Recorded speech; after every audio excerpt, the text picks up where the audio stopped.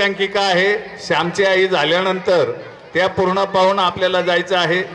श्यामची आई पुस्तकाच्या आधारापेक्षा दुधाचं नातं फार महान असतं. कारण आई या शब्दापुढे सर्व जग लहान असतं. कुठेही न मागता भरभरून मिळालेलं दान म्हणजे आई. आई म्हणजे निसर्गसृष्टीला पडलेलं एक सुंदर स्वप्न. आणि असंच एक आई रूपी स्वप्न पडलं एका मराठी साहित्यिकाला. एका गरीब कुटुंबात जन्म घेऊनही आपल्या संस्काराने श्रीमंती बहाल करणारी आई. लहान मुलांवर संस्कारांची बीजारोपण करणारी हीच आई मोठ्यांनाही जीवनातला गर्भित अर्थ अगदी सहजपणे सांगून जाते. आई ही पुढच्या पिढीचे आयुष्य सुसंस्कृत करणारी एक विलक्षण संजीवनीच आहे. कारण आईने दिलेल्या संस्कारानेच घराघरात श्याम घडतील आणि संस्कारी समाज निर्माण होईल. देश संस्कृत होण्यापासून राहणार नाही एवढी ताकद आणि क्षमता त्या आईच्या संस्कारात आहे. असंच नातं श्याम आणि त्याच्या आईमधलं, कधी आनंददायी तर कधी डोळे भरून रडवणार. हा श्याम असला जरी तुमच्या आमच्या परिचयाचा, परंतु प्रत्येक अशा एका पिढीला श्यामची गरज आहे. आणि श्यामला मिळालेल्या संस्कारांचा अनमोल ठेवा देणाऱ्या आईची आहे. आई देह देते व मनही देते. जन्मास घालणारी तीच व ज्ञान देणारी तीच. श्यामला त्याच्या भाग्याने थोर माता लाभली होती. आश्रमातील त्याच्या सवंगड्यांनी त्याला विचारले, श्याम, तुझ्या जीवनात हा कस्तुरीचा सुगंध कोठून आला?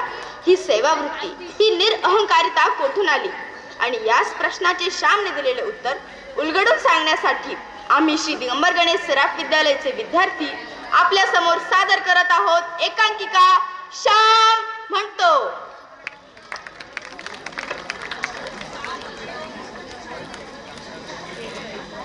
प्रेम करा, प्रेमाने राहावं, सदैव सुखी राहावं. प्राण्यांवर, पक्ष्यांवर, निसर्गातल्या प्रत्येक गोष्टीवर प्रेम करा. अत्यंत हलाखीतही कसं राहावं हे सुद्धा तिनेच मला शिकवलं. मी काय आहे? मी कोणीच नाही. माझ्या आईचं हे देव. माझ्यात जे काही चांगलं आहे ते माझ्या आईचं आहे. आई माझी गुरु, तीच माझी कल्पना. तिनं मला सारं काही दिलं. प्रेमळपणे बघावयास, बोलावयास तिनेच मला शिकवलं. दारिद्र्यातही स्वत्व आणि सत्व न गमावता कसं राहावं हे सुद्धा तिनेच मला शिकवलं. गड्यांनो, माझं असं सांगण्यासारखं काहीच नाही. माझी आई कशी होती हे मी तुम्हाला सांगते. तिच्या आठवणीतल्या त्या गोष्टी सांगते. तिचे गुणगान गाऊन हे ओठ पवित्र करते. तिची स्मृती आहे.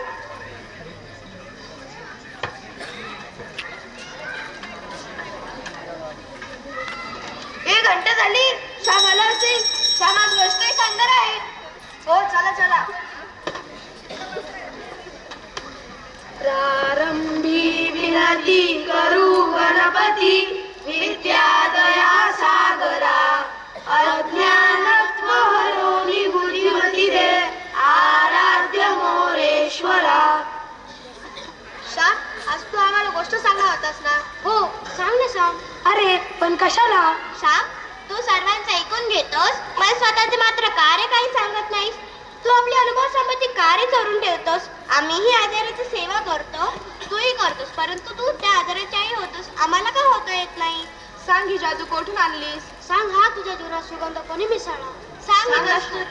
सांग, ही कस्तुरी कोणी होती? सांग ना श्याम. हो हो, सांगतो. माझ्या आईचे लग्न लहानपणीच झाले होते. आईचे सासर श्रीमंत होते. आईच्या गळ्यात सोन्या मोत्यांची दागिने होती. भरल्या घरात, भरल्या गोकुळात ती पडली होती. कशाला स्फोटा नव्हता. माझे वडील खोत होते. खोत म्हणजे गावाचा शेतसारा वसूल करून सरकारकडे पाठवणारा बिनपगारी दलाल. खोताला वाटेल त्याला कामाला बोलवावे. खोत गरिबांच्या कष्टावर जगत असत. एका अमावास्येची गोष्ट होती. माझे वडील वडवलीला जाणार होते. यशोदा, आम्ही जरा वडवलीत जाऊन येतो. आता यावेळेला? हो, जावेच लागणार, नाही तर शेतसारा वेळ गोळा होणार नाही. पण जाणे गरजेचं आहे. पण आता तर अंधार झालाय. तुम्ही जाऊस तर रात्र होईल. हो हो, पण शेतसारा वेळ गोळा झाल्यानंतर काय आपण खिशातून पैसे भरणार आहोत का? अरे भाऊराव, कुठे निघालास एवढ्या रात्री? काकू, वडवलीत चाललोय. अरे आज अमावस्याची रात म्हणजे दैत्याची रात. एवढ्या रात्री जाणं बरं नव्हे. काकू आमच्यासोबत सदा आहे ना. सदा, चल येतोच आम्ही, काळजी नको. यशोदे, बघ बाई आता तूच काय ते.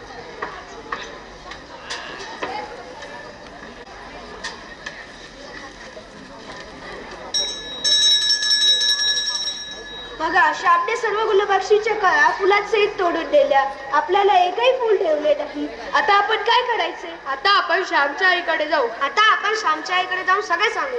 हो हो, चला जाऊया श्यामच्या आईकडे.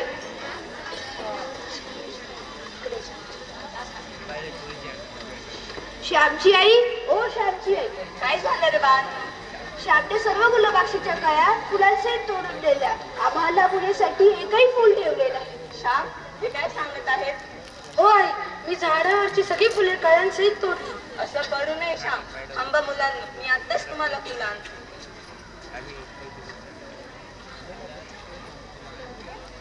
हे घ्या. श्यामने आम्हाला एकही फुल दिले नाही, पण तुम्ही मात्र आम्हाला फुले दिलीत ना श्यामची आई. श्यामची आई, तुम्ही किती चांगले आहात. श्यामची आई, येतो आम्ही. श्याम, येतो आम्ही. श्याम, असं करू नये. आणि सर्वात वाईट म्हणजे दुसऱ्याची घरची फुले त्यांना न सांगता तोडून आणणे.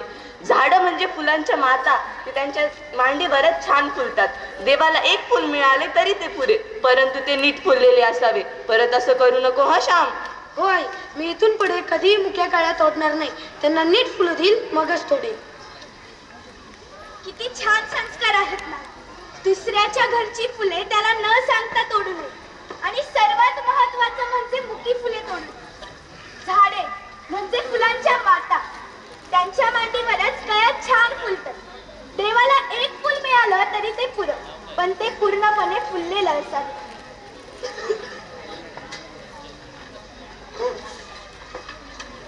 काकू काकू, घात झाला. भाऊरावांना घेरलं त्यांनी. मी कसा बसा आलो तेथून. मग तू एकटा सोडून निघून आलास त्याला? असं गेलस तू? यशोदे, काय करायचे ग आता? जा, निघ, त्याला शोधून आण आणि घेऊन ये त्याला घरी.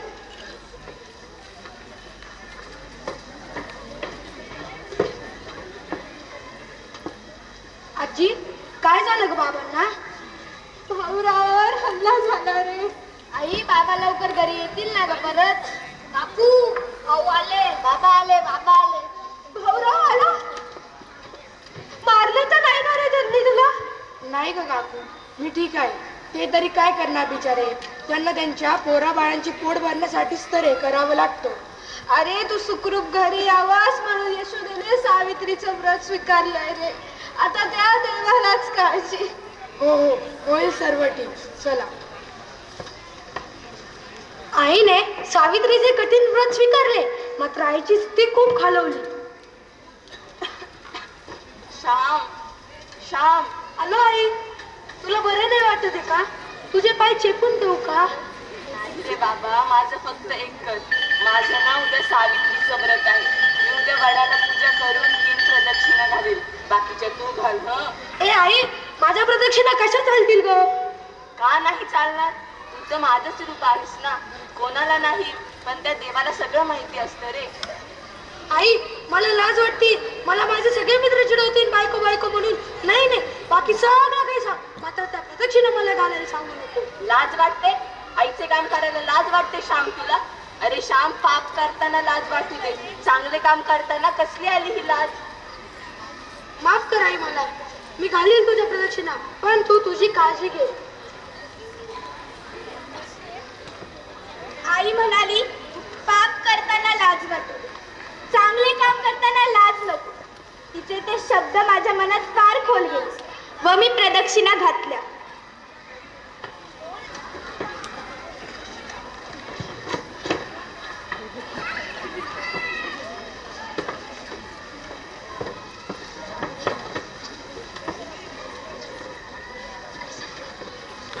श्याम, आपले मास्तर अजून आले नाही.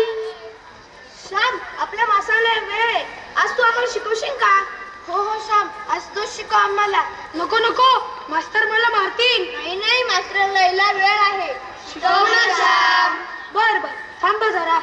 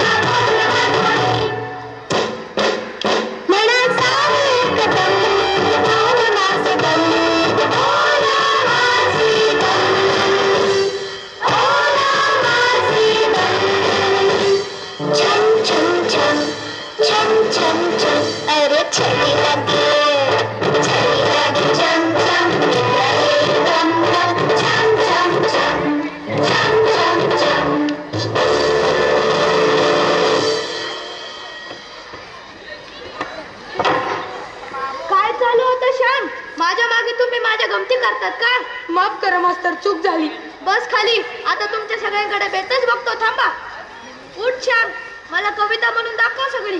श्रावण मासी हर्ष मानसी हिरवळ दाटे चोहीकडे क्षणात येते सरसुर शिरवे क्षणात फिरून ऊन पडे वरती बघता इंद्रधनुचा गोप चला चला, शाळा सुटली. अरे तुम्ही सगळे कुठे चालले? मास्तर, शाळा सुटली. वडिलांनी भावा बहिणीच्या लग्नासाठी सावकाराकडनं कर्ज घेतलं होतं. कर्ज वसुलीसाठी सावकाराचा माणूस वामनराव आला होता. वडिलांजवळ पैसे नव्हते. त्यांना फार चिंता वाटत होती.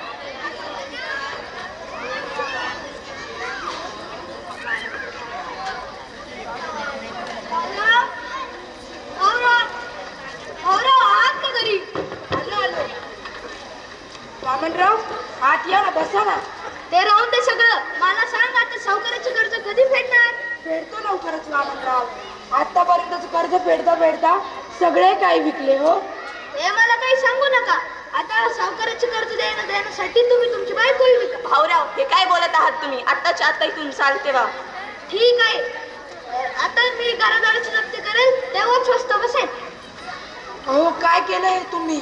मी समजावत होतो ना त्यांना. अशी घाणेरडी बोलली मी नाही ऐकून घेणार.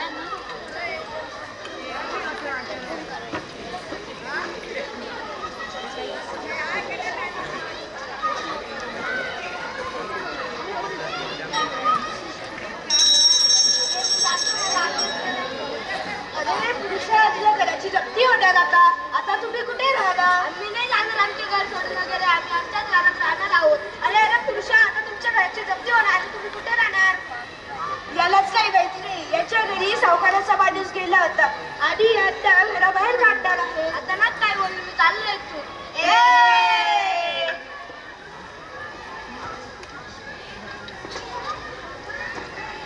काय झालं पुरुषोत्तम, असा का बसलास? आई, या शाळेतील मला सारे मुलं चिडत होती की तुझ्या जप्ती येणार, तुला आता घर राहणार नाही. आई, या शाळेतील सर्व मुले असं का म्हणत होती का खरंच आपल्याला घर राहणार नाही का? आपल्याला घरातून बाहेर काढणार आहेत का? सांग ना आई. आई, मला पण शाळेची फी भरायची आहे, मग सावकारचे पैसेही द्यायचे आहे. माझ्या शाळेची फी कशी भरायची ग? श्याम, आता तुझे शिक्षण तूच पूर्ण करायला हवेस, कारण तुझी फी भरण्या इतकाही पैसा आपल्याकडे राहिलेला नाही. पैसे भरण्याची आपली सध्या परिस्थिती नाही रे श्याम. आई, तुला माझ्याबद्दल कसंच काही वाटत नाही का? तुझ्या मुलाच्या जीवनाचे मातेरे व्हावे असे तुला वाटते का? तुझ्या मुलगा जीवनात खूप मोठा व्हावा असे तुला वाटत नाही का? नाही रे श्याम, माझ्या मुलाने खूप मोठे व्हावे, स्वतःच्या पायावर उभे राहावे, परंतु पित्याला चिंता देऊन, पित्याला दुःख देऊन मोठे होऊ नये, तर स्वतःच्या पायावर मोठे व्हावे. आई, मी काय करू?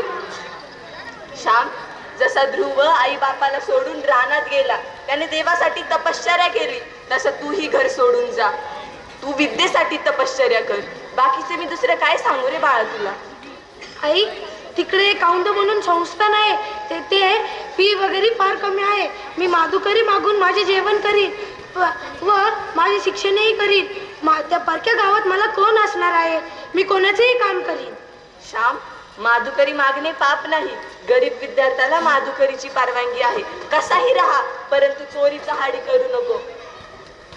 चोरीचा हाडी करू नको. आई बापांना विसरू नको, बहीण भावांना विसरू नको. हो आई.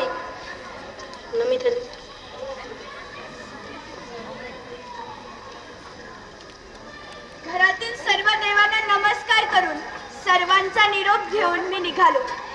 पण तिकडे कोर्टात सावकाराचं देणं योग्य ठरलं. आहे तेवढी सारी मिळकत जप्त करून तिचा लिलाव व्हावा असे सांगण्यात आले. सावकारानं सर्व एका खोलीत कोंडून घर सील केलं. आई आतून बाहेरून पूर्णपणे भाजून निघाली होती. आई म्हणाली, भीती होती तेच घडलं. आता जगणं काय आणि मरणं काय ते सारखंच. त्या दिवसापासून आई अंथरुणाला खिळली. ओठ हलत होते, पण ते ओठ राम म्हणत होते की श्याम हे कोणालाच कळालं नाही. शेवटी या जगाच्या जंजाळातून सुटून आई तिच्या मोठ्या आईच्या कुशीत प्रेमाची उब मिळावी म्हणून निघून गेली. जगातील सर्व माता श्यामच्या होऊ, एकच नाही तर अनेक माता त्याला लाभू दे म्हणून माझी आई निघून गेली असेल. पण या अनंत आया पाहण्याची दिव्य दृष्टी देऊन गेली.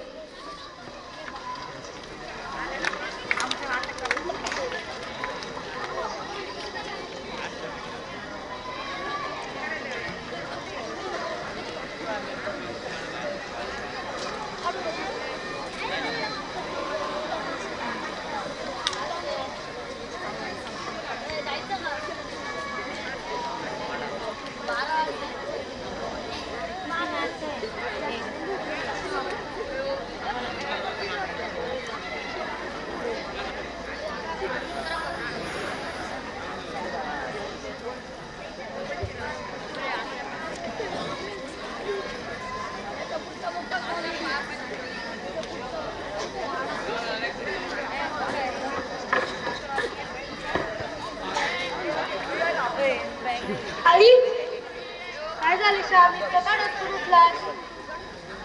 नामदेव, आई माझ्या स्वप्नात आली होती. ती मला हाक मारत होती. ती बोलली, काय रे मला भेटायला आलं नाही? तुला त्यांनी कळवलं नाही का?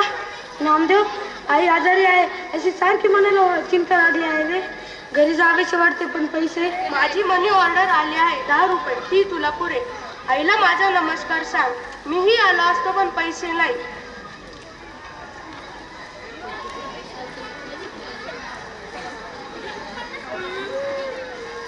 सावकाश जा.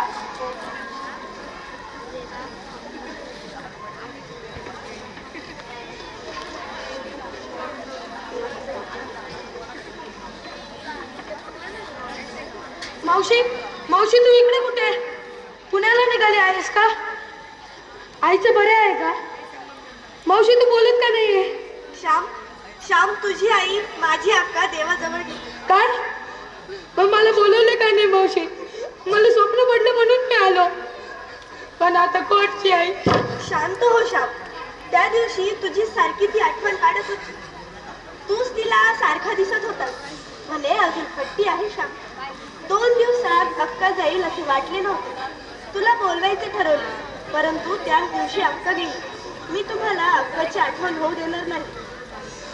मावशी, माझी केवढी मनोरथ, तिला सुख देईल, तिला मुलासारखं ठेवाल.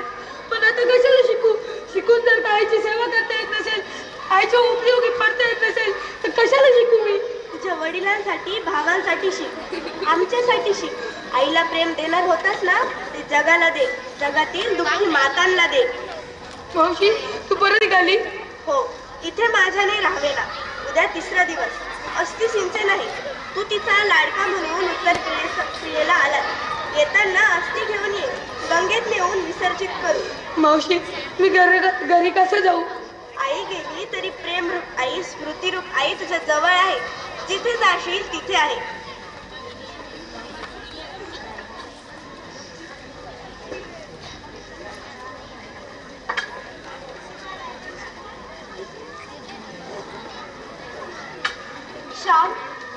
श्याम बाळा, तू आलास? 2 दिवस उशीर झाला रे बाळा तुला यायला.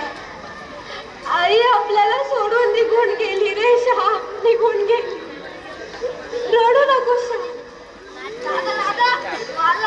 आई आपल्याला सोडून गेली रे, पण तुला कळायला माझ्याकडे वेळ. शांत हो पुरुषोत्तम, शांत हो.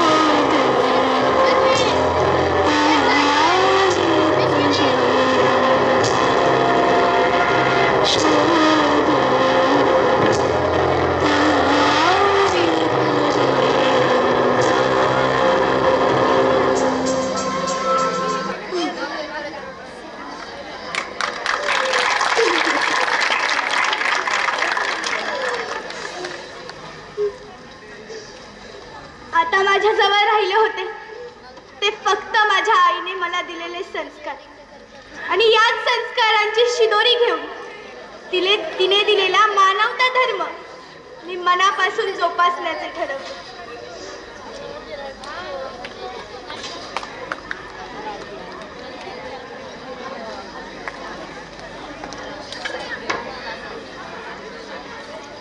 साने गुरुजींनी खरा तो एकची धर्म जगाला प्रेम अर्पावे ही शिकवण दिली, आणि याच शिकवणीतून साने गुरुजी प्रत्येकामध्ये, प्रत्येकाच्या मनामध्ये रुजलेले दिसून येतात.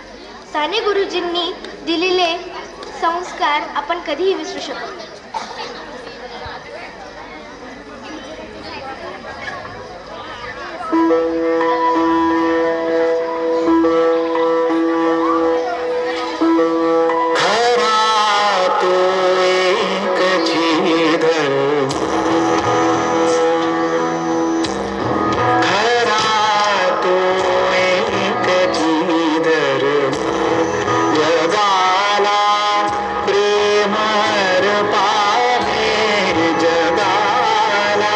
प्रेम